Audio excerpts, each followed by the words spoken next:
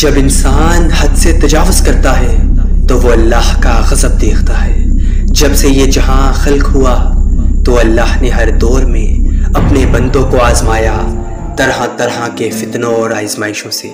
جنہوں نے اللہ کے نبیوں کی صدا پہ لبیک کہا وہ اللہ کے امان میں رہا۔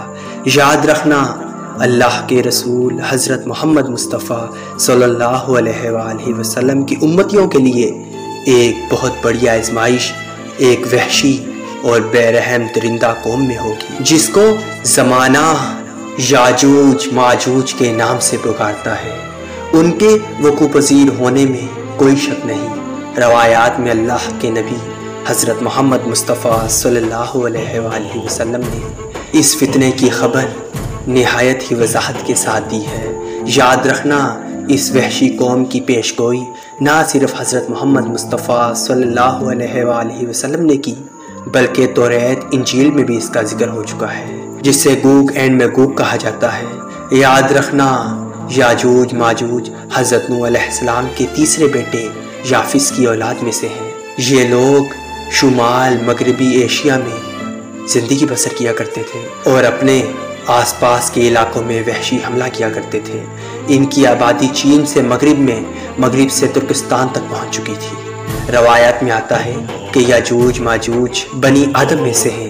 یاد رکھنا، اگر انہیں دنیا میں چھوڑ دیا جائے تو وہ پوری دنیا پر تباہی مچا دیں گے۔ ہر طرف خون ہی خون ہوگا اور چربی بکھری ہوں گی۔ وہ لوگوں کی معیشت تباہ کر ڈالیں گے۔ یاد رکھنا، ان میں سے ہر ایک آدمی اس وقت تک نہیں مرتا جب تک وہ اپنی 1000 یا 1000 سے زیادہ اولاد نہیں دیکھ لیتا۔ ان کے چہرے تہ بتہ ڈال کی طرح ہوتے ہیں۔ ان کے قد لمبے اور صنوبر کے درخت کی مانند ہوتے ہیں۔ یہ جس جاندار کے پاس سے گزرتے ہیں تو اسے کھا جاتے ہیں۔ یہ موسم بہار میں اپنے گاروں سے نکلتے ہیں اور سبزہ کھاتے ہیں۔ ان کے پنجے اور دانت درندوں کی طرح ہیں۔ آج سے ہزاروں سال پہلے اس زمین پہ اللہ کے نیک بندے کی حکومت تھی، جنہیں آج بھی زمانہ ذوالقرنین کے نام سے جانتا ہے۔ اللہ نے ذوالقرنین کو دنیا کے ایک بڑے حصے پر بادشاہت عطا فرمائی تھی۔ آپ نے مشرق و مغرب تک کا سفر طے کیا۔ مورخین کے مطابق ذوالقرنین کے نام سے قرآن میں جس شخص کا ذکر آیا ہے وہ ایران کا ایک عظیم بادشاہ خورس تھا، جسے سارس اعظم بھی کہا جاتا ہے۔ جب ذوالقرنین نے شمال کا سفر کیا تو آپ کا گزر مشرقی ترکستان اور مغولستان کے علاقوں سے ہوا۔ یہ علاقہ 2 عظیم پہاڑوں کے درمیان تھا اور پہاڑ کے اس پار یاجوج ماجوج رہا کرتے تھے۔ وہاں کے لوگوں نے ذوالقرنین سے یاجوج ماجوج کے فتنے کی بات کی اور کہا، یہ قوم بار بار ان علاقوں میں حملہ کر کے فساد پھیلاتی ہے، تو بس ذوالقرنین نے اس قوم سے حفاظت کی خاطر ان پہاڑوں کے درمیان ایک مضبوط دیوار تعمیر کروائی جو لوہے اور پگھلے ہوئے تانبے کی بنائی ہوئی تھی۔ تعمیر مکمل ہونے کے بعد آپ نے اللہ کا شکر ادا کیا اور لوگوں سے فرمانے لگے، یہ دیوار وقتی طور پر اس قوم سے حفاظت کرے گی، لیکن ہر چیز نے فنا ہونا ہے۔ عنقریب یہ دیوار بھی ٹوٹ جائے گی اور یاجوج ماجوج ان علاقوں سے نکل کر تمام زمین پر پھیل جائیں گے، جیسا کہ اللہ نے قرآن میں ارشاد فرمایا، یہاں تک کہ جب یاجوج ماجوج کھول دیے جائیں گے اور وہ ہر بلندی سے دوڑتے ہوئے آئیں گے اور سچا وعدہ قریب آ لگے گا۔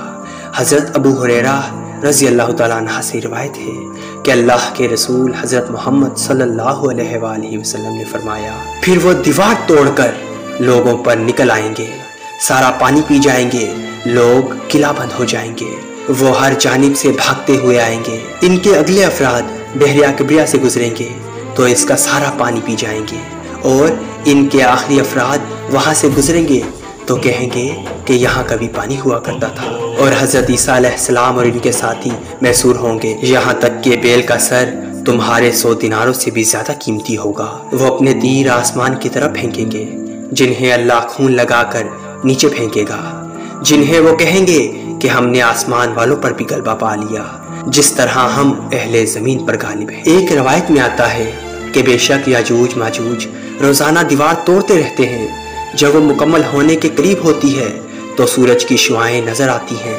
اتنے میں ان کا بڑا کہتا ہے، چلو باقی کل توڑیں گے، تو اگلے دن اللہ اس دیوار کو پہلے سے بھی زیادہ مضبوط بنا دیتا ہے۔ جب ان کے قید کی مدت ختم ہو جائے گی اور اللہ انہیں لوگوں کے سامنے ظاہر کرنا چاہے گا، تو اس دن جب وہ سورج کی شعاعیں دیکھیں گے تو ان کا بڑا کہے گا چلو انشاءاللہ باقی کل توڑیں گے۔ جب وہ اگلے دن آئیں گے تو انشاءاللہ کہنے کی برکت سے دیوار اتنی ہی ہوگی جتنی وہ چھوڑ کر گئے تھے۔ یوں باقی دیوار توڑ کر وہ باہر آ جائیں گے۔ دیوار توڑنے کے بعد یہ لوگ زمین پر خوف، قتل و غارت عام کریں گے۔ یہ سب قیامت کے قریب ہوگا۔ حضرت عیسیٰ علیہ السلام ان کے لیے ہلاکت کی دعا فرمائیں گے تو اللہ ان کی گردنوں میں کیڑے پیدا کر دے گا جس سے وہ فوراً مر جائیں گے۔ پورے عالم میں ان کی لاشوں کی بدبو پھیل جائے گی تو اللہ ایک قسم کے پرندوں کو بھیجے گا تو وہ ان کی لاشیں اٹھا کر جہاں اللہ کا حکم ہوگا وہاں پھینک آئیں گے، اور یوں یاجوج ماجوج کا خاتمہ ہو جائے گا۔ مورخین اور محققین کے مطابق سرزمین قفقاز میں دریائے خز اور دریائے سیاہ کے درمیان ایک پہاڑ کا سلسلہ ہے جو ایک دیوار کی طرح شمال اور جنوب کو الگ رکھتا ہے۔ اس میں ایک دیوار کی طرح ایک عظیم درہ بھی موجود ہے جو مشہور درہ یار ہے، جو قدیم دیوار لوہے کی طرح نظر آتی ہے۔